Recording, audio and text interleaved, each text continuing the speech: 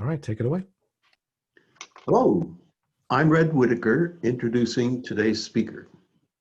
Robotics at Carnegie Mellon has had such a great run of it on land, sea, air, underwater, and underground. Our new frontier is the high frontier. We are fast becoming a spacefaring institution with great research, several missions, and much more to come. Whereas the Mars rovers weigh a ton, at CMU, small is the next big thing. Our 2022 moon rover is only 18 kilograms of mass. Our 2021 rover is only 2.5 kilograms. However, today's speaker, Zac Manchester, takes small to a whole new realm. Zac is the newest addition to our RI faculty. He hails from Stanford by way of Cornell. We are fortunate to have him aboard at CMU and very fortunate to have him with us today. How it'll work is that Zac presents, and during that, at any time, feel free to unmute yourself and ask or discuss. And of course, there'll be a discussion period at the end. With no more ado, here's Zac. All right, thanks so much, Red, for the intro. And I'd like to just add, maybe I'll take a few pauses during the talk too to take some questions in the middle a bit. All right, so I'd like to kick it off with a question for everybody here that I like to ask when I give these sort of high-level space talks, which also kind of drives a lot of my passion for doing this kind of stuff. What if flying a satellite costs less than your smartphone? Right now, you know, we typically think of space missions as the purview of national governments, defense agencies, and mega corporations. But there's really a growing new paradigm for these things, as Red was saying, of smaller and cheaper and faster.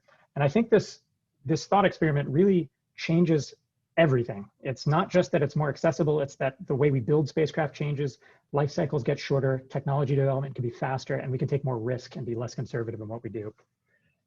So I'm going to tell you a few of the things that I think would be fun if we had this. And I'd love for you guys to all think about this question as I talk, and then maybe we can discuss some of your ideas at the end. So a few things that I would do if I had super cheap satellites. One of them is ag. So it turns out that the ag industry is actually the second largest consumer of space-based data after the defense. And it turns out you can find out all kinds of interesting information about crop health, moisture levels, nitrogen levels, et cetera, from actually hyperspectral imagery data. And this is actually being used now, and people are using big data techniques to mine this data to target watering and fertilizing at the square meter level. But so far, this has been done by big agribusiness in first world countries. Whereas if you could bring the cost of doing this down dramatically, it really would stand to benefit the third world most, and especially in arid regions where resources are scarce. Another one that I think is really profound is weather forecasting and climate modeling. It turns out, unsurprisingly, that our best source of data for global climate models and for weather forecasting come from space, come from satellites. And at the moment, we simply don't have enough spacecraft up there to get all the data that we would like to have for this. So you can imagine if we could build spacecraft much cheaper, we could put them in much lower orbits, much closer to the action, and get a much richer data set that could dramatically enhance our ability to forecast the weather.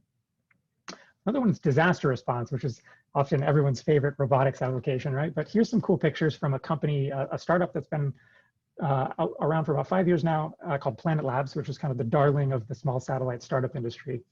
The first one here is a picture of a tornado as it's moving through some fields in Wyoming last year.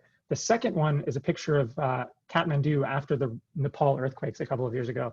Both these pictures were captured either as the event was unfolding or really shortly thereafter. And I think what this tells you is the power of space-based data for giving you this kind of global perspective. And if we had more spacecraft up there, we would be able to see these events unfolding in near real time and respond to them in ways we currently can't. Current imaging constellations can only get you these sort of pictures maybe once every 12 to 24 hours at best. Lastly, one of these application domains that I'm particularly interested in, dating back to my time at Cornell and working with people there at the Lab of Ornithology's animal tracking and kind of ecology applications. This is one of the world's smallest bird tags. It weighs like half a gram. And these guys have developed these ultra tiny tags for tracking birds. The challenge here is that these guys migrate globally, right? They go from pole to pole every year, and the only way to really know where they're going is via space. Unfortunately, GPS doesn't work here because the receivers are too big and they're too far away and the signals are too weak. But if you could put a whole bunch of satellites in very low orbits, you can imagine tracking these guys and learning about where they're going. And you can actually take this data and infer a lot about climate change from it. Okay, so these are a bunch of crazy ideas for what I might do with lots of cheap satellites. I guess the punchline now is that in some ways we're kind of already there. This is a very tiny satellite that we call the Sprite that I actually developed in grad school at Cornell. It weighs about 3.5 grams. It's about 3 by 3 centimeters. It's a single printed circuit board. It's got solar cells, a microcontroller, some power conditioning circuitry, a gyro, a magnetometer, a radio, an antenna, and that's basically it. These cost about $20 to $25 to build in reasonable quantities, and at current launch prices, it actually costs a few $100s to launch one of these. So we are talking about a satellite on orbit, the whole deal for sort of the cost of a smartphone. Okay, so a few sort of egregious pictures that I can't help but show. The very first time we ever got to fly these was while I was a grad student back at Cornell, actually on an experiment called Missy 8 that went up on the second to last space shuttle launch up to the ISS.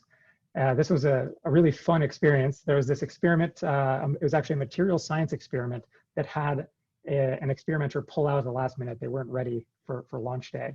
And my advisor got a phone call from someone at NRL saying, hey, do you have anything you want to fly? We have this spot. By the way, we need it in 48 hours. So this prompted me and another grad student to frantically get our boards ready, coat them, et cetera, and drive them down to DC to get stuck on this payload and integrated. It launched, and these are the pictures of this experiment getting installed in the outside of the ISS. So this is a picture taken out the cupola, which is this kind of big, almost dome full of windows on the ISS. And it's of the 2 astronauts on the spacewalk out here installing this thing. This is just kind of fun. This is a picture being taken of these two astronauts outside. It turns out the astronaut on the left is holding a camera, which you can kind of see if you squint here. And here's that picture. And here's that second astronaut actually installing the payload, taking another picture. There's a picture of someone taking a picture of someone taking a picture of the this Missy 8 experiment. As I mentioned, this was a material science experiment. So most of the things on here are like exotic semiconductors and solar cells and kind of testing them in the radiation environment. But you can see our 3 little boards here tacked down onto this this experiment with epoxy. Unfortunately, we didn't get any data back from these while they were on orbit because they were mounted to what's called the anti-nadir side of the space station. So this means that Earth is sort of down here to the lower left, and this thing was facing out into space away from Earth with a giant hunk of space station between us and them. It was also these were just stuck down on a giant aluminum plate. And if you know anything about antennas, they kind of don't like that. And we actually tried this after we delivered them. We stuck one down onto a hunk of aluminum that was about this size, and just nothing came out of the radio. So unfortunately, it didn't work out. We did get them back, though, eventually after about 3 years. And sure enough, they still worked. So this is kind of an interesting first try at flying some of these tiny COTS components and seeing if they would survive in space. So after this experience, I had the crazy idea of wanting to, kind of fly a whole bunch of these as free-flying satellites and hatch this plan that we called KickSat for a couple of reasons that I will get into in a bit. The idea here was to take a CubeSat, which is this kind of mothership satellite here, which about yay big, weigh about 3 or 4 kilograms, and are fairly easy to get launched for a couple $100,000, and pack it full of roughly 100 of these little tiny sprites, and then kind of fling them out in low Earth orbit and see what happened. As you can imagine, there are some people in the federal government who were not big fans of this, namely the people who sort of care about space debris and the like. So it took quite a while and quite a lot of effort to sort of get permission to do this. And ultimately, we were able to, thanks for some really great support from NASA, so some people at NASA Ames who kind of backed us and helped us fly this thing. And I'll kind of fast forward through all the saga to get to the fun part. We actually flew this thing back in March of last year. and I got to go see this launch. It was the first time I actually got to see a rocket launch with my own stuff on it. If you've never done this, I highly recommend it. It's a really, really incredible experience. This is out at Wallops, and we're about a mile away watching this launch. And this is sort of the next day in the Cygnus capsule that was riding at the top of that rocket of KickSat getting deployed on orbit. This is it's called a P-pod. It's the pod that they launch these little satellites out of, and there you can see KickSat getting flung out into orbit. It's the last footage anyone has of KickSat. So it kind of got deployed. We ultimately were able to make contact with it after some drama. We actually had some trouble. You can see on the way out here, the antennas folded down, which is required to get it into these pods. We had some trouble with an antenna deployment failure, which made it really hard to communicate with. So we ended up finally getting to talk to it by getting some time on a really huge dish called the Stanford dish that's back behind campus at Stanford that was originally developed for doing radio astronomy things. But it turns out it can slew fast enough to track satellites in low Earth orbit. So we were able to use this thing to eventually talk to our CubeSat and command it to deploy all the little sprites. And these are, this is the waterfall plot. This is just the spectrum coming out of this thing is right after these got deployed. And you can see all these lines on the spectrum. These are actually signals from the chipsats. So this was kind of mission success for us, which was kind of 5+ years in the making. All right, so that's kind of the fun part of KickSat. I'm going to get into a little bit of the technical stuff that went into this and also some of the stuff we're looking to try to do going forward. So first off, I'd like to talk a bit about communication. And this is something that I spent a good chunk of my PhD trying to figure out how to do as sort of a mechanical aerospace guy who knew nothing about RF communication. And I show this picture because this was our ground station for these chipsats. It's a little handheld Yagi antenna that you can buy for about 40 bucks, a laptop and a USB dongle radio. And we were trying to make this work with this sort of gear so that we could enable hams and amateurs to pick these up in their backyard. So how do you do this with these little tiny radios that can only put out about 10 milliwatts, let alone do it with 100 of them, all trying to talk at the same time? So a little bit of some of how this works, little teaser. We borrow some ideas from the way GPS works and the way CDMA cell phones work. Just to give you a hint at why this is hard, here's a clean signal coming out of the radio. You can see this is sort of a sinusoid looking thing, and there's phase flips in it. And these phase flips actually correspond to bits. And if you know what you're doing, you can kind of look at an oscilloscope plot of this and read the bits off. Here's what it looks like when it comes in the receiver. It's a giant mess. This is because the signals are so weak and they get corrupted by noise and on the way into the radio. And in fact, they're totally below the noise floor and totally buried, and you can't get anything out of this. So we play a couple of tricks. The main one is called matched filtering, which is a really fun trick. This is, again, how GPS works. Basically, the idea is rather than just transmitting a single bit at a time, you assign each transmitter, each satellite in this case, a long sequence of bits that's sort of an ID code. We call these PRN codes, or pseudo-random number or noise codes. The idea is each satellite has one of these codes assigned to it. Every time it wants to send a bit, rather than just send the single bit, it sends this entire code, a copy of this whole code. Now the receiver knows all the codes ahead of time. So what it does is in the receiver, you do this little thing called a match filter, which basically looks like a sliding dot product. So here's this code that the receiver knows, that's sort of the ID code for one of the satellites. And imagine this data sort of streaming through this sliding dot product as it comes into the receiver. And you just kind of take a dot product with the ID code for the satellite as the data comes in real time. And if that ID code shows up in the data stream, even if it's very corrupted by noise, you'll get a big spike out of this sliding dot product thing, this matched filter. This is sort of the cartoon representation down here. Now, it turns out you get a gain proportional to the length of the code. So given limited low power radio, you can get gain by simply making this code longer. The trade-off, obviously, is that your bit rate goes down. The other fun thing is we can assign different codes, unique codes to each satellite. This lets us pull all the satellites apart in spite of them sort of talking on top of each other and being on the same frequency band. So we tested this out while I was out in California. This is actually my super patient wife who I convinced to drive up a mountain to do this radio testing for me. This is our very scientific test rig of little tiny satellites taped down to a piece of cardboard, held it up to the sun, solar powered, radio turns on, transmits, and then I'm down here about 30 miles away with a receiver, the gear I showed you before, also with an attenuator between the antenna and the radio on the receive side to mimic about 1,000 kilometer link distance to mimic what you would see coming from space. this is the output of that match filter I just described under sort of realistic conditions, and this big spike corresponds to getting a bit. So it works. We got to test this out shortly after that on orbit. This was actually the first time any of these this stuff was successfully demoed on orbit. This was a mission that flew 2 years ago now. We got to hitch a ride on a German research satellite called Max Valier, built by a small company called the OHB. I actually got to take these things to Germany in my carry-on with a letter, like an export control letter, saying that these were okayed by the government for export. I just carried them on, and no one bothered me. I carried them to Germany, went to the clean room with these guys. We 3D printed a little mount, stuck it on the side of the satellite, and it went up and got launched. These are still up there, by the way. But I guess I should mention, yeah. So we got signals down from this shortly after the launch. These were this was pulled down by a group of amateurs at TU Delft in the Netherlands. They got the first ever ChipSat signals from space, which is kind of fun. Hopefully you can see these little faint lines similar to the plot I showed you earlier. So it works on orbit. Okay, switching gears a little bit from the comm stuff, I want to talk a bit about navigation. So one of the side benefits of this crazy matched filter PRN code scheme, I mentioned that this is how GPS works.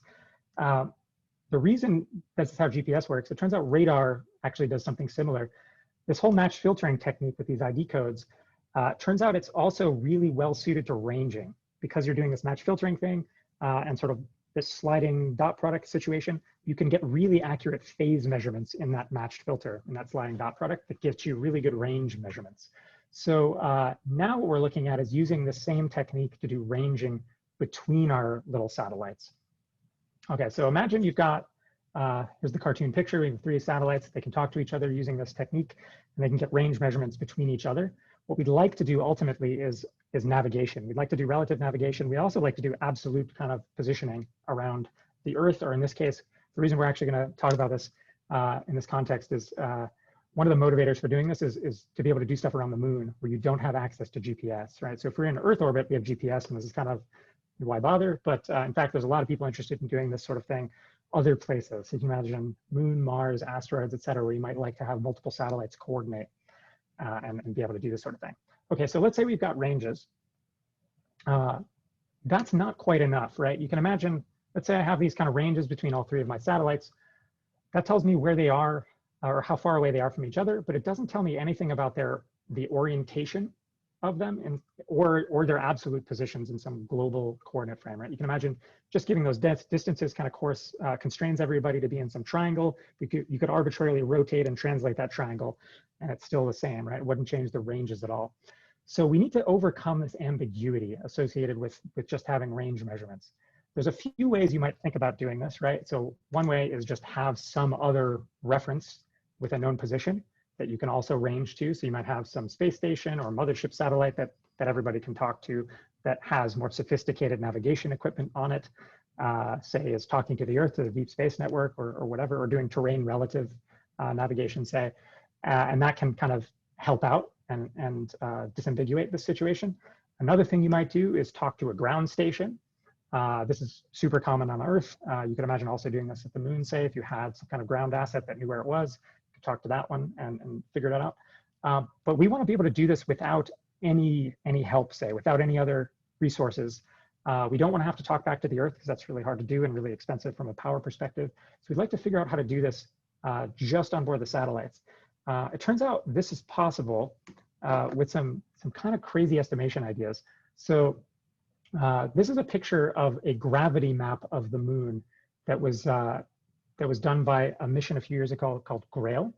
There's a similar gravity map of the Earth that was done by a mission 10, 15 years ago called GRACE. The technique here is you put 2 satellites, one in front of the other in the same orbit, and you have really precise ranging between them. And you can imagine the Earth's kind of lumpy, the moon's very lumpy, it turns out. If there's small mass concentrations, there's more gravity generated by that mass. So the first satellite will kind of, as it gets close to that mass concentration, it will speed up a little bit, and the range will increase a little bit between the 2 satellites. Then when the second one gets there, it'll kind of speed up a bit and they'll catch up. So from this tiny sort of perturbation in the range between these 2 satellites, you can actually back out over time a really high resolution gravity map. It turns out the gravity maps we have of the moon are incredibly precise. They are better than 5 kilometer resolution globally. And this is because the moon has no atmosphere. so we can fly satellites really, really low down to the surface. In fact, this Grail mission flew within 3 kilometers of like mountain peaks on the moon in orbit because there's no air, right? So you can do that. Okay, so we have these maps. They're really accurate. And the idea is, I described this ranging method for building these maps. Well, can we turn this around? If we already know the map and we can do the ranging between the satellites, can we use this relative range information combined with the map to do localization? Turns out we can. We've demonstrated this in simulation. And we're going to try doing this on an upcoming mission that we're going to fly called V-R3x. This is a picture of one of the V-R3x satellites. This is a little bigger than the satellites I talked about earlier. This is a CubeSat. This is about 10 by 10 by 10 centimeters and weighs about 1 kilogram. We're actually building 4 or 5 of these guys, and it looks like we're going to get to fly about 3 of them this December. And we're going to try doing this relative ranging thing sort of between January and March on orbit. Right now, the way we're implementing it is these guys do ranging on board, and they just downlink all the range data to us, and we're actually going to compute the navigation solution on the ground. But we're hoping eventually to turn this into sort of a distributed recursive filter kind of thing that can run in a distributed way on board across all the satellites. So hopefully, so keep an eye out for this coming soon, hopefully. Actually, I should mention these are actually in the clean room today. One of my students is actually at NASA Ames putting the final flight builds together for these guys as we speak. Okay, switching gears a little bit. So this is some navigation stuff so we can figure out where these things are. But right now, these V-R3x satellites that I'm showing, they don't have any actuators on them. They can talk to each other and they can figure out where they are, but they can't really do anything about it, right? So we'd like to actually be able to close a loop on this and do something about, do something with this knowledge. So one of the next challenges, I think that's a problem for these very small spacecraft is actuation. How do we get them to move around, and how do we do this in really small packages? So one of the classic ways of actuating spacecraft are so-called momentum actuators. So there's 2 different flavors of these. Reaction wheels, which are basically just flywheels, and these slightly more complicated things called CMGs, which are basically gimbaled flywheels. The idea is really simple. It's conservation of angular momentum.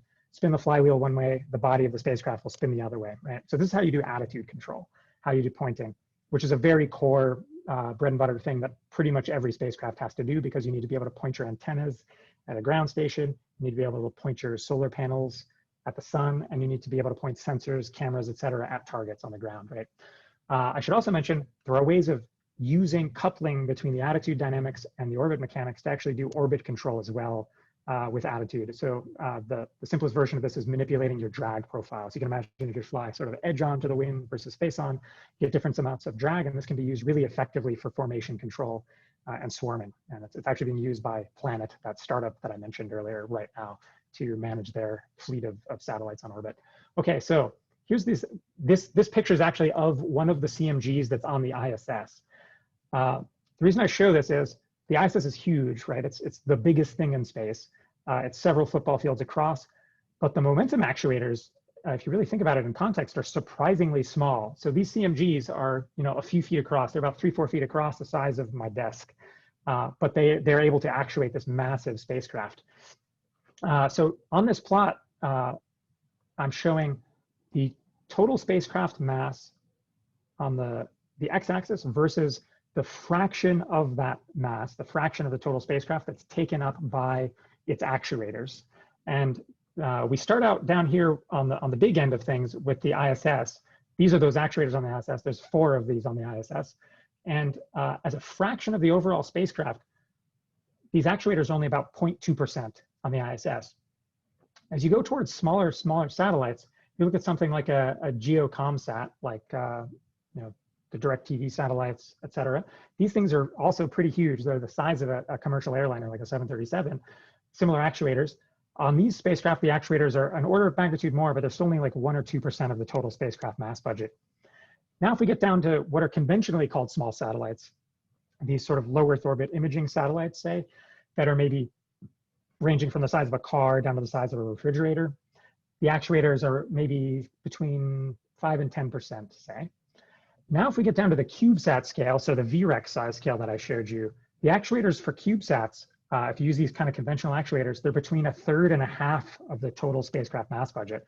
Now you're talking about not really having much room left to do anything else. So once you've got, so your radios, your batteries, flight computer, and these actuators, there's no room left in the CubeSat. So you can barely hold on to any kind of payload. And if you start looking at this, any further to the left here, if we try to make these things any smaller, you're basically out of room and you can't do anything with your satellite anymore. Can't even fit these things. So there are some kind of fundamental scaling things going on here at the physics level with sort of how friction versus inertia scales, right? But this side of empirical picture, I think, tells the story really well. We can't do this kind of traditional actuation on really small satellites. So how are we going to do this on our tiny satellites? So here's one idea that we're working on. There's these things called magnetic torque coils, which are basically just electromagnets. These have been used on satellites for decades. This is a picture of one that's actually a commercially made one for CubeSats. They're just wire coils, and you run a current through the wire and generate a magnetic moment, right? And it turns out you can use this to generate torques by interacting with the Earth's magnetic field. Oops. So rough picture of what the magnetic field of the Earth is. And this torque interaction, it looks like this, right? M cross B, where M is the magnetic moment generated by your coil, and B is the local magnetic field vector from the Earth. So this has historically been used for doing what's called momentum dumping on large spacecraft. That means you still use your reaction wheels to do all of your control and pointing, but over time, those reaction wheels spin up and spin up due to perturbations, and eventually they'll saturate. They can't spin any faster. You have to offload that angular momentum, and you can do that with these torque coils. However, they've not really been used for actual closed loop pointing before, and that's because of this equation here, the way the torques show up. You're fundamentally limited to only 2 degrees of freedom of actuation because of this cross product, right? So I can pick M, I can have 3 coils on my satellite for sort of XYZ, but no matter what M I generate with my coils, I can only ever get a torque that is perpendicular to B, to the local Earth magnetic field vector, right? I can only ever get 2 degrees of freedom worth of control, and I can never generate torques parallel to that B vector. So I can never really get rid of that last axis of error in my pointing. However, if we look at this really messy looking picture, notice that the B vector, which would be parallel to these field lines, it's spatially varying. It actually varies quite a lot spatially. And our satellite's moving in orbit around the Earth. So if we're a little bit clever and a little bit patient, we can turn this into a really fun motion planning problem where we kind of look ahead along our orbit a little bit, look at how the B vector is changing in time, and then solve a planning problem with this look ahead to actually get where we want to go by taking advantage of this time varying B over here. So this is how we actually solve this problem in practice. We turned it into a trajectory optimization problem, which is sort of one of the main things that my lab actually does, sort of where our academic credit is in building fun solvers and trying to solve these kind of optimization problems. Basically, you write down a cost function, which in our case, in this particular case, basically says get to the goal. And then you write down the dynamics, which in this case are sort of Euler, dynamics for a rigid body with all that magnetic field stuff kind of buried in here. And you feed it to an optimizer and solve it. And I should mention one of the fun things here, which we actually developed some custom solver code to do this, is that the state in this case is a rotation. So there's some fun things in kind of doing that properly. You can't just naively use Euler angles for this, it turns out, because we in fact have to do large angle maneuvers all the time that can be 180 degrees or near that. So you hit singularities with simple Euler angle representation. So we actually do sort of smart things with quaternions and optimizing with quaternions under the hood here to make this work. And we've implemented this in flight code. Here's a picture of what this actually looks like. So this shows one of these slew maneuvers. And you notice you're not just kind of slewing directly to the target attitude in the sort of most direct way or shortest path fashion. What you're instead doing is you get this kind of nodding motion where the controller is taking advantages of small variations in the B vector as the spacecraft over time, right? So this is kind of sped up. This actual maneuver takes about 4 minutes in real life. So you've got to wait for the B vector to sort of be in the right spot. Okay, fun attitude control stuff. This scales down, it turns out, because these torque coils, they can be built into solar panels. They don't really take up any volume. They're in some sense a very two-dimensional thing, and we can put these in very small packages. Turns out they also, their performance improves as they get smaller rather than getting worse, like the reaction wheels. So these are really well suited to these tiny satellites. This is another satellite that we're currently working on. in the lab. This one's called PyCubed 1. I'll talk a little bit more about this later. But PyCubed is what's called a pocket cube, which is smaller than a CubeSat. It's a very recent, sort of still emerging standard for very tiny satellites. These guys are about 5 by 5 by 5 centimeters, so they're roughly an eighth of a CubeSat if you chopped it up. And ours here weighs about 180 grams, so getting really tiny. What you see here in this box, this is it's basically covered in circuit boards that have these torque coils in them, and then covered in solar panels. Inside the box, there's a flight computer and a bunch of batteries. And there's actually a little camera with a lens pointed out the bottom here that you can't see in this shot.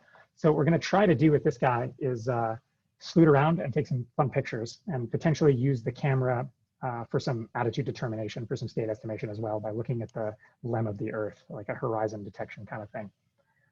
This thing is also hopefully flying in December, but in this particular case, we haven't managed to get our FCC license yet, and it's not clear that we're going to get it in time or that it'll be granted at all. So fingers crossed on this one that we get it over the finish line. But stay tuned on that as well. Okay, so this is one way of doing attitude control that kind of scales down to these small satellites in a fun way. Here's another crazy idea that I've been sort of thinking about for a while that we're also kind of working on the side. I love looking at nature for inspiration, as I know lots of us in robotics do. It turns out geckos are, number one, at the same size scale as these tiny satellites that we're thinking about, right? They weigh a few grams, they're a couple centimeters. Turns out they're exceptionally good at attitude control. This is a gecko. It's an experiment a fellow postdoc lab mate of mine worked on. They had a gecko, it's a little mean, had a gecko sort of hanging out on a metal plate, and they zapped it with a small shock to get it to fall, to drop off the plate. And it turns out, similar to like the famous falling cat example, they can always right themselves and land on their feet.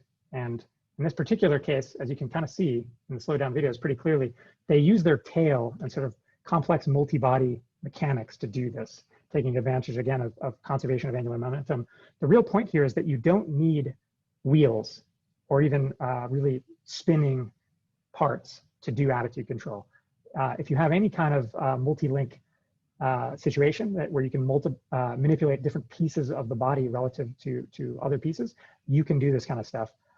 So maybe tails are the right answer for this small scale rather than wheels. Maybe rotating parts are not great, and we should look at tails. So we've done a little bit of that. Actually, I just wanted to tease again, this is another just awesome video. Geckos are good at this sort of thing. Turns out people can do it too. These are some experiments that were done on the space shuttle early on, I think in the late 80s. I originally thought these were on Skylab because there's a famous series of experiments done by a guy named Thomas Kane, who was a professor at Stanford back in the 70s on Skylab.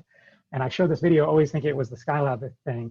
And a couple of years ago, a talk I gave at a conference, one of these astronauts was actually there and called me out and corrected me and told me that this was in fact the shuttle middeck. That was an interesting and humbling experience.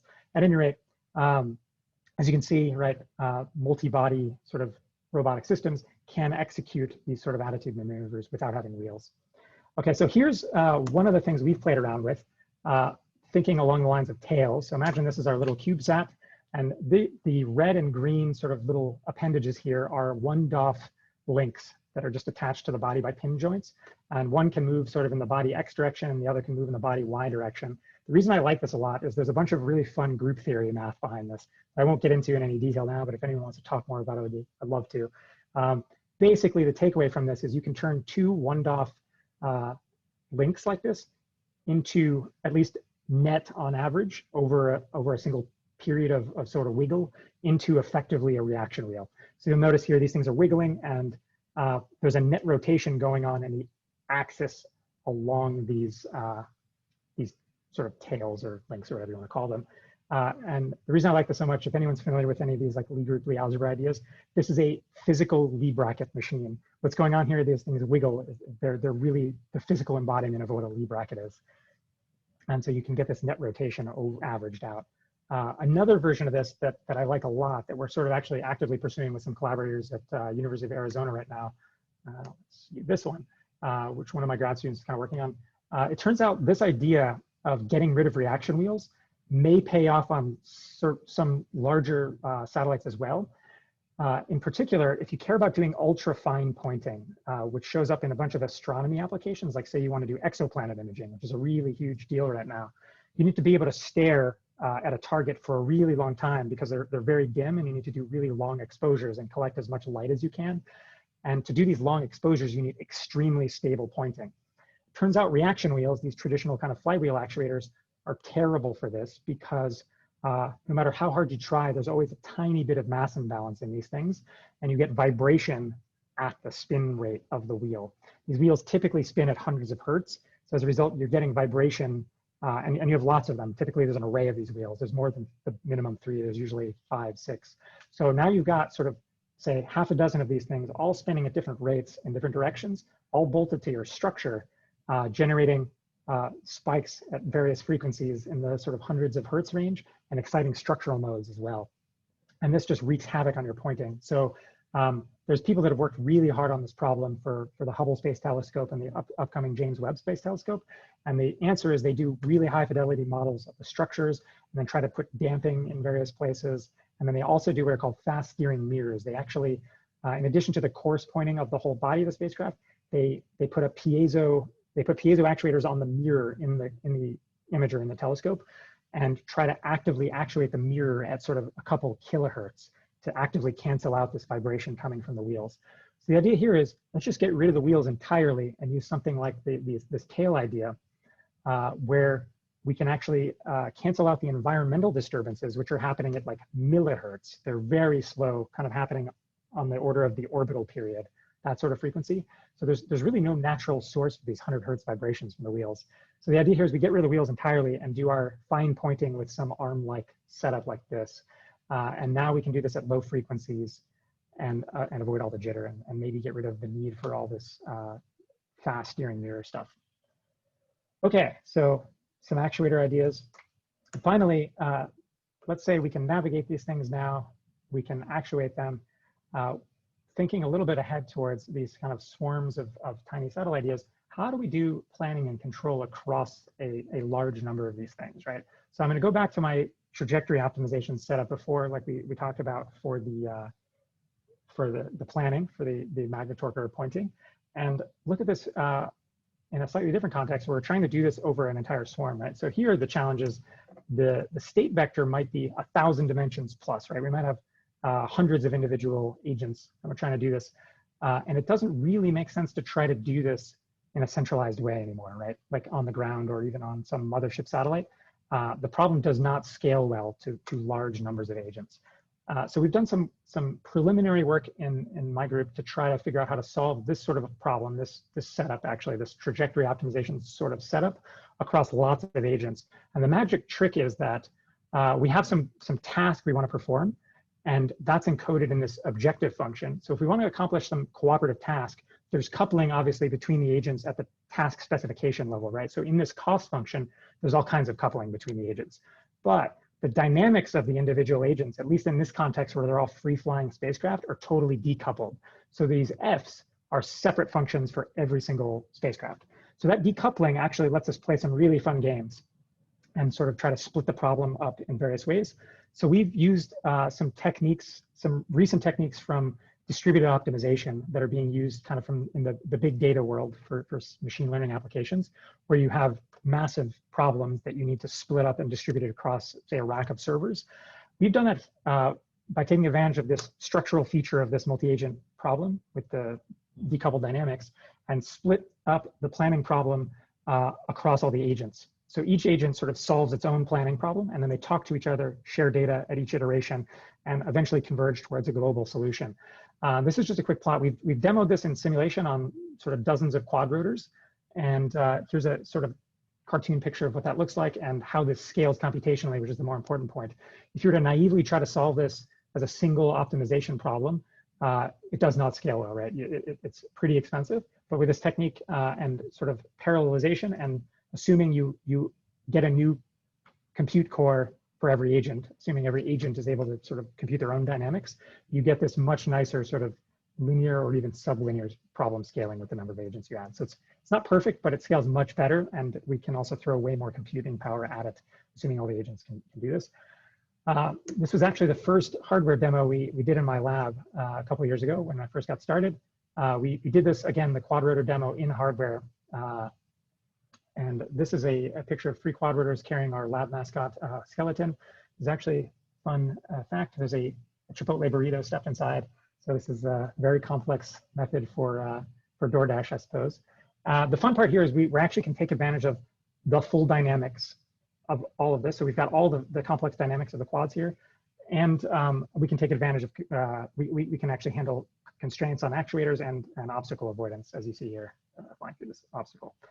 Okay, so to kind of wrap up a bit and tease some other stuff that I'd love for people to check out, almost everything we do is open source. In particular, on the space side of this stuff, on the space hardware side of this, it's been a really strong interest and kind of passion of mine for a long time to expand access to space and get more students involved and more amateurs and hobbyists involved in spaceflight in meaningful ways. This is one of the ways we're trying to do that. The avionics, so actually the hardware from all of our spacecraft, so the tiny PyCubed I mentioned, and as well as V-R3x and KickSat before it, we've open sourced all of that stuff. This is a picture of the main sort of flight computer power conditioning radio board, sort of the motherboard for the satellite that we've got. This started out life as the main flight computer board for KickSat. It then kind of morphed and was improved dramatically by one of my grad students who's a really good EE who kind of fixed all of my bad hacky electronics design stuff. This has flown in space a number of times. There's a bunch of smart sort of battle tested stuff on here too for dealing with single event upsets and radiation. These have been radiation tested, I should mention also, in a radiation test chamber. They've been thermal vac tested. So these have kind of been through the gauntlet of everything that you need to actually get something to work in space, which is a very big deal. Most of the commercially available sort of things comparable to this will run you tens of thousands of dollars just because they have so-called flight heritage, that they're sort of qualified for flying in space. Here, the designs are on GitHub and you can roll your own for about $100 in parts and board fab fees.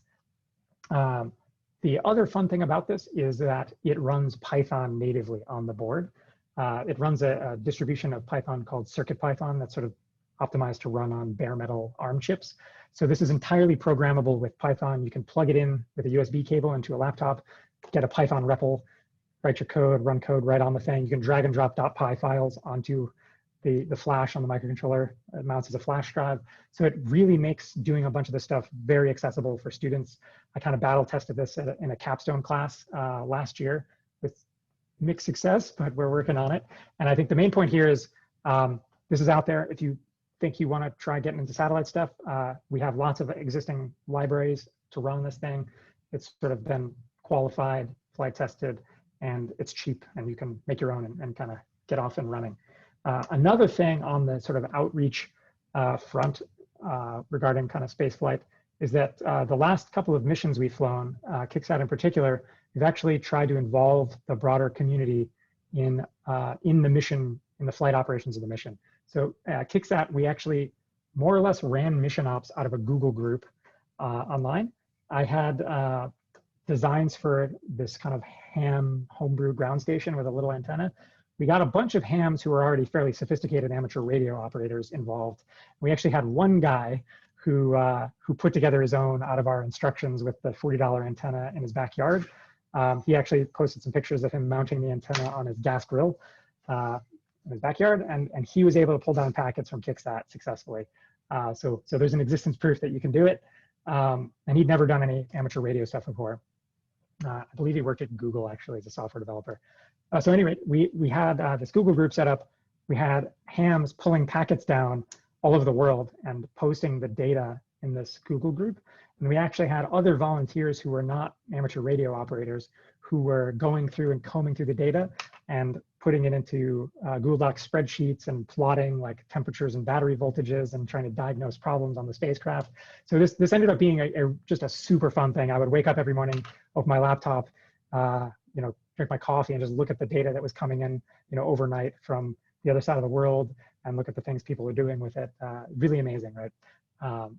So look out for this and other ways to get involved on our upcoming missions that are happening this winter. Lastly, kind of way out in the future work.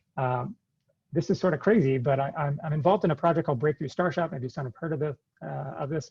This is an idea of trying to take these kind of ultra small satellites on the order of a gram or two, hook them up to a giant light sail, and then shoot it with a big laser to accelerate it to a significant fraction of the speed of light. And maybe if in 20 years, one of these things could reach Alpha Centauri, which is our next neighboring solar system, and take pictures. Sorry, I messed up the video. I'll fast forward this a little bit. So giant lasers, shoot it, go to Alpha Centauri in 20 years, maybe. And I got involved in this. I'm on the advisory committee for this. It's a really interesting project. We'll see what comes out of it, but this is maybe eventually where these ultra tiny things can take us to the stars, literally. Okay, so with that, I'd like to kind of wrap up and plug the students who actually do all the hard stuff. The first guy here is Max, who's our electronics guru, who really is the kind of brains behind all of our avionics stuff, the PyCubed open source avionics, and he's building most of the flight hardware for those satellite projects I showed. Kevin, second guy here, he's our controls, kind of guidance, navigation, and control guy who is developing all the flight software and doing a bunch of that attitude control stuff I showed you, and a little bit of the relative navigation stuff.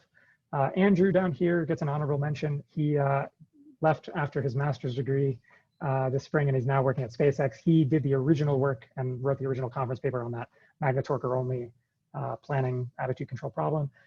Taylor down here is one of our optimization guys who works on trajectory optimization. He and Brian, same boat. These are kind of our solver gurus. These guys put together our solvers for this distributed optimization stuff that I showed on the quad rotors.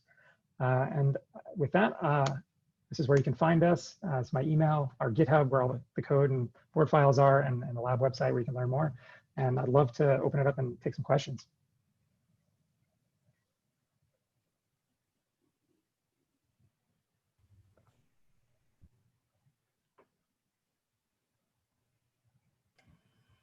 So I think people can unmute themselves, or let me actually pull up the chat window so I can see what people are doing. Yeah, there's one question in chat. Great. Space debris concerns. Okay, this is a very sort of, fraught question with this stuff. There are some legitimate concerns around space debris. There are also some concerns for these very small things around trackability, which is a related but sort of distinct question of, can we even see them and track them with radars from the ground? So people are worried about both of those things, and they're coupled, right? In our case, we've gotten permission to fly all of these tiny things in very low orbits. So these are sort of below the ISS in orbits starting out around 300 kilometers altitude. From that altitude, essentially everything burns up and re-enters within a few months, worst case. In the case of KickSat, we got permission to deploy these things at about 290 kilometers, which is super low, and they only stayed on orbit for about 2 weeks. So the main way of addressing it is to only deploy things in very low orbits where we can guarantee that they will burn up and re-enter within a pretty strict bound, so maybe a week or two, right, for the really tiny stuff. For bigger things where we can demonstrate that they can be tracked, we can fly them in higher orbits. The CubeSats are sort of allowed to fly in higher orbits. So this V-R3x mission is going to be at about 500 kilometers, and that'll stay up for maybe a year or so. But the general strategy is low orbits, limited lifetime, just sort of due to natural physics, due to atmospheric drag. Hopefully that answers that question. There's also some other stuff to talk about there around the trackability question. It turns out there are new radars, in particular being built by a company called Leo Labs. These are commercial radars built by a startup rather than the ones run by DoD. And these actually have some pretty amazing capabilities. They have higher resolution, and they can actually see these really small things. So we had a lot of conversations with Leo Labs, and it turns out we can sort of design the chipsats such that they are observable by those radars. So hopefully in the future, we can sort of do some testing and guarantee that these things are trackable. Ryan has his hand up too, Zach, just so you know. Okay, great. Go ahead.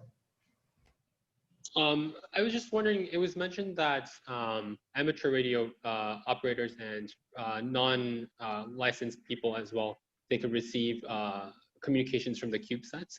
Could they also send commands and issue commands to the satellites that are like unwanted, and is there any like authentication protocol for that? Yeah, that's a slightly complicated question. So legally, anyone can listen, right? You need licenses to transmit, and it depends on the frequency band and all kinds of details, and it depends also on exactly how you've licensed the spacecraft. In our case, some of our stuff is amateur licensed, in which case there are some ways in which you could allow bouncing messages off the satellite and letting people actually transmit up. In other cases, our stuff is licensed under experimental licenses or NASA licenses, in which case that's not allowed. And in general, we, as you maybe alluded to, we don't really want people sort of sending random commands up to our satellites and messing with them. So we do sort of generally encrypt and or obfuscate our uplink so that we don't have that happening. Great, thank you. Yeah. And there's another one in the chat here about the purpose of the measuring tapes in those pictures. Those are the antenna, actually, so that they sort of look like, you know, old school bunny ear antennas for a TV set. That's exactly what they are. That's a dipole antenna. And using the Stanley tape measure for that is a tried and true thing in the small satellite world. The general idea is that you can fold them up and tie them down to the walls of the satellite when it's in the pod. If you saw that first video of the satellite coming out of the pod. So we tie them down and sort of airing the dirty laundry, like how this actually gets done in practice. Stanley tape measure, you tie it down with fly fishing line to what's called a burn wire, which is a piece of nichrome filament, which is the stuff in your toaster. So you, it's fly fishing line and toaster oven heating element. And then you run a current through the burn wire and it cuts the fishing line and the antenna pops out. That's like maybe the most common solution for these kind of antennas on these small satellites. There are problems with it. As I mentioned, KickSat, we have trouble with it not deploying. There's a whole interesting debugging story there too, that maybe I'll skip if there's another question from anybody. Yeah, okay. So questions, okay, so yeah, we do most of our software in the lab in Julia. That's sort of a last couple of years development that sort of, a lot of our satellite stuff predates the Julia stuff. We don't currently run any Julia software on the flight code in the spacecraft.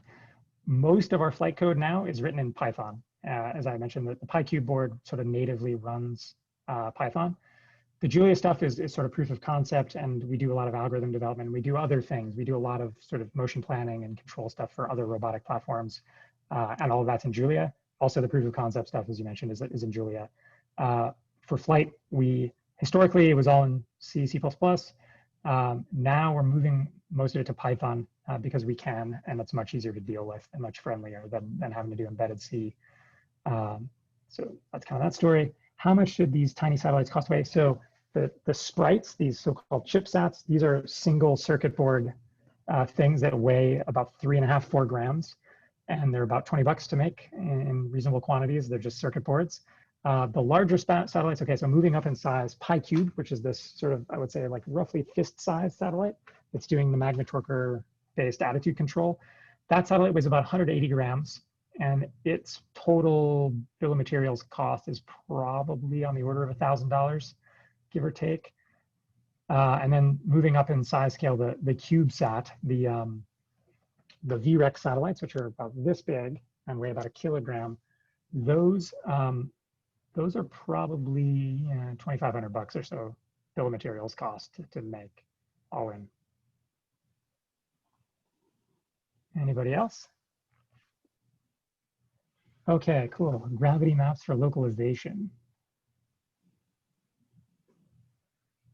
Yeah, so asking about, okay, so I guess I'll read the question out loud. Do the physical features that show up in these maps have relevance to non-robotics groups, i.e. maybe local extrema corresponding to oil deposits or something? So absolutely yes, this is a fascinating topic.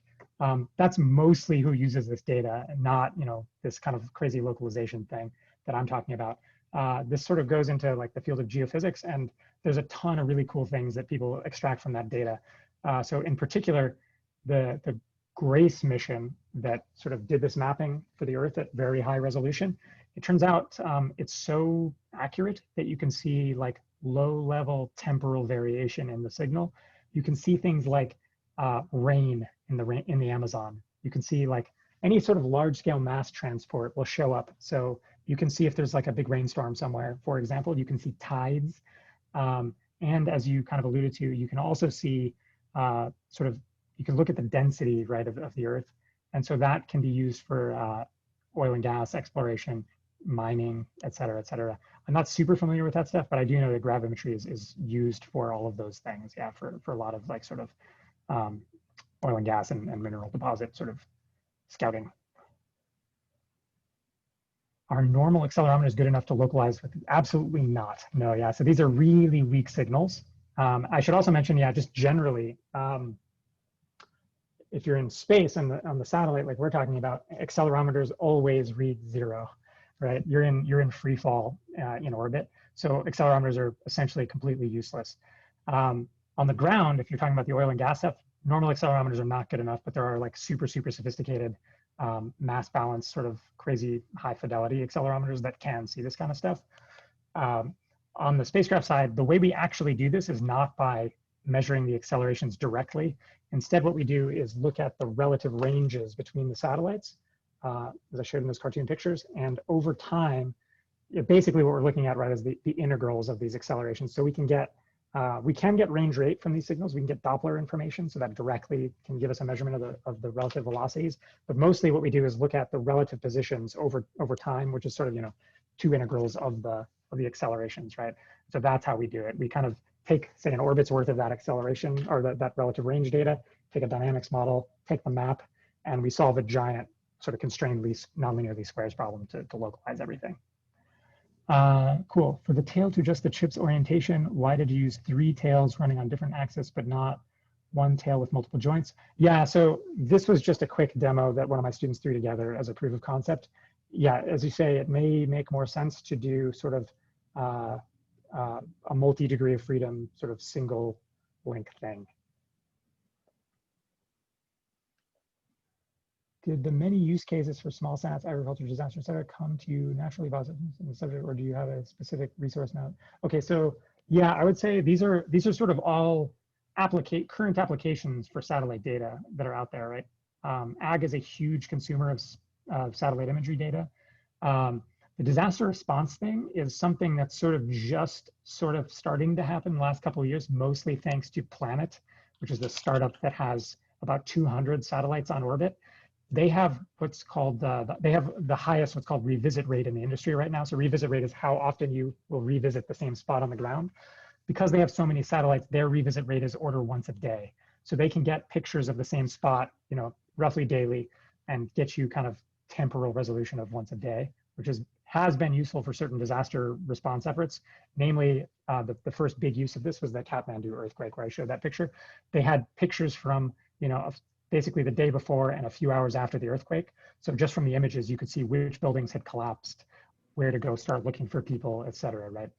So the disaster response thing is still pretty nascent, only because historically the revisit rates on bigger satellites, even just 4 or 5 years ago, the best revisit rates were like 2 weeks or a month. So now that it's sort of once a day, that's pretty good, but you can imagine more satellites, higher revisit rates. If we can get it down to like once an hour, once a minute, now you're talking about near real time updates, right? Okay, so ideas about replacing reaction wheels. You potentially see challenges with modeling and controlling these actuators due to changing material properties. ISS, temperature swings. Yeah, so the temperature, there are definitely thermal issues on spacecraft. I guess the main thing there, I guess, is understanding that, yeah, space doesn't really have a temperature. It's vacuum, there's no matter to have a temperature. So the spacecraft has a temperature, right? The main thing just comes down to thermal design to either generate or reject heat as needed. There are huge temperature swings as you go around in orbit. So you go in the day side of the Earth, you get hot. On the night side of the Earth in eclipse, you can get really cold. It turns out the temperature ranges on CubeSats are actually fairly benign if you do some very simple design things. They generally stay between like 0 and 20 C. So like between, a freezing, a little above freezing to room temperature, maybe a little warmer than room temperature. It's generally not all that bad.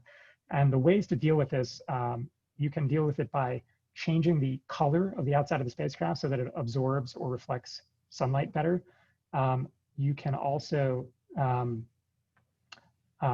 turn things on to generate more heat internally by sucking out juice out of the batteries. So there's a bunch of strategies, but generally you can keep the temperatures on the components, within reason, like, and it's not very extreme, I guess, is the story. Okay, how is satellites powered? So solar and batteries right now, pretty much. The chipsats do not have batteries. They're purely solar powered, and they just do kind of energy harvesting and use caps and solar. The larger ones, the PyCubed and the CubeSat are, they have body mounted solar panels and then lithium ion batteries inside. Space debris. Yeah, so the Sprite stuff, to be honest, I'm not sure, where those things are going to go. It was a really fun project to work on, and I think technically it was just super fun way to spend a PhD. The current status of those things is we're actually not legally allowed to fly them out of the U.S. The FCC, who licenses, who is somehow sort of through means that I'm not sure of, have somehow de facto become in charge of regulating space debris and vetting kind of these trackability and debris questions, when really they're nominally supposed to be in charge of frequency licensing for radios. And they will not license anything smaller than a 1U CubeSat right now. So that sort of the V-R3x size, anything smaller than that, they won't give you a license. And so we are currently not able to license these things. The only way we were able to fly KickSat was with lots of intervention and help from NASA. And they basically told us that, we did it cool. Unless there's a really compelling application, they're sort of not really able to help us do that again. And so we kind of can't fly them right now. And as far as applications for those, we have lots of ideas, mostly crazy ones around sort of exploring asteroids or raining them down on the surface of Mars to take lots of distributed in situ measurements. There's some really fun things to talk about with regard to atmospheric entry of these things. Really small objects. Turns out you can get really tiny objects to enter an atmosphere without burning up, which is super fun. This happens naturally with micrometeorites, it turns out. So that's another story. So maybe there's some crazy ideas, but they're all sort of like far out and mostly sort of geared towards exploration or science applications, not so much commercial for those things. The larger satellites have tons of applications in sort of tracking and like maybe asset tracking, wildlife tracking, imagery, navigation. There's tons of applications for the bigger stuff where we can actually sort of keep them on with batteries all the time and not be reliant on only being turned on when they're in the sun and stuff like this. So I guess next question, when using them to navigate or localization, will the clock bias drift affect a lot for GPS clock? Yes, so this is absolutely right. There are all kinds of clock bias issues with time of flight measurements and Doppler measurements like the sort we're doing. We use basically we use the highest spec TCXOs we can buy easily from DigiKey, which are pretty good. And then we do, in the case of these time of flight measurements, we send back and forth a whole bunch of packets and try to do clock sync and averaging over many back and forth. So it's not a single range ping, it's like 10 that we sort of like do some sync and averaging over in order to get it down. And we can get I think with the radios we're doing right now, we can get down to like meter-ish errors in the ranges. Anybody else?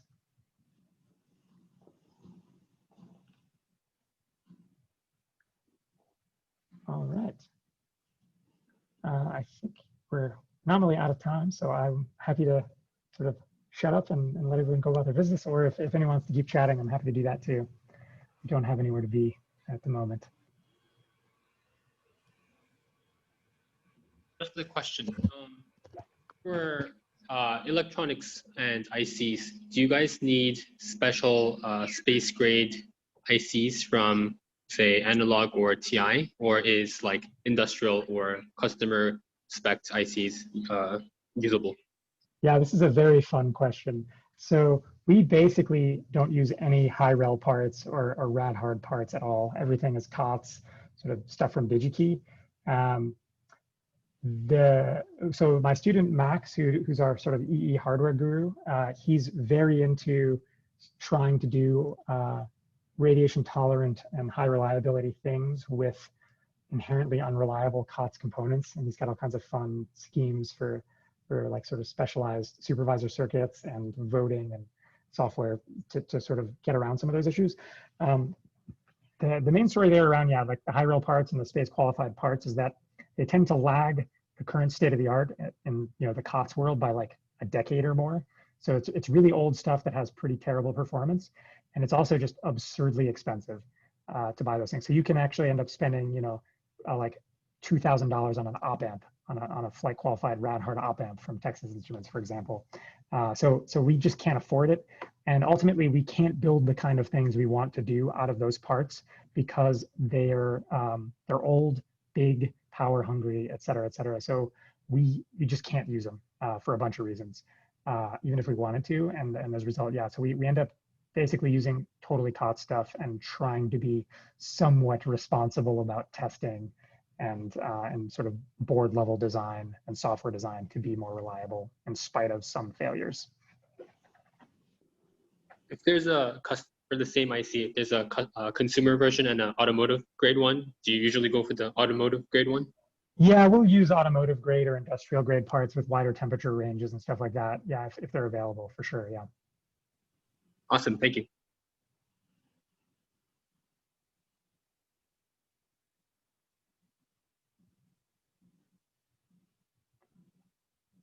Anybody else?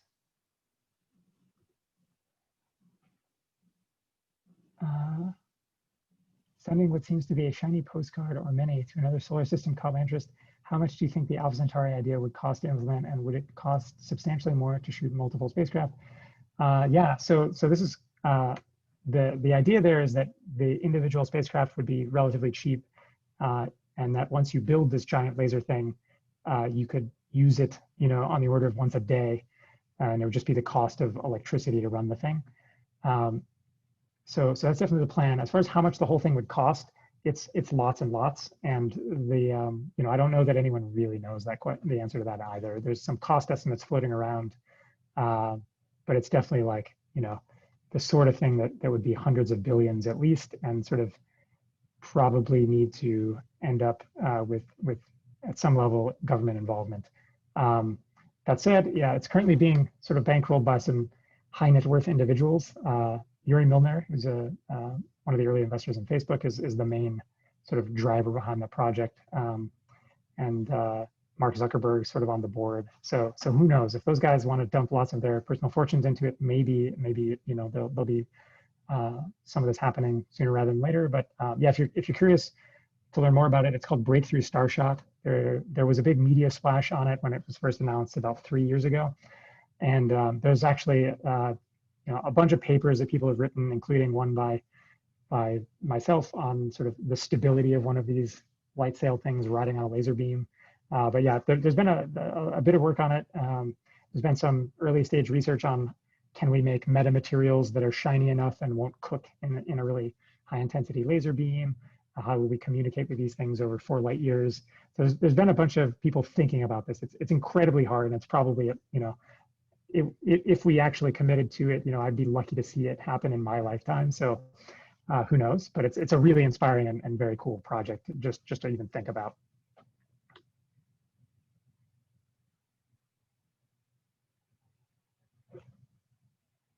Anybody else?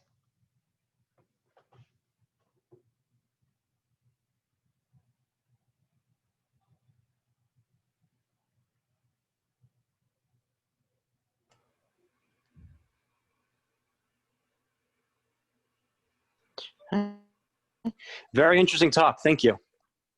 All right. Thanks, everybody. Yeah, thank you, Zach. I'm not sure if people are still thinking up questions, or if we should just thank you, applaud remotely, and people can get in touch with you. Yeah. Yeah, happy to hang out for a bit if people want to chat more. Otherwise, yeah, my contact info is up there. Feel free to reach out. Great. Have a nice day. Thank you.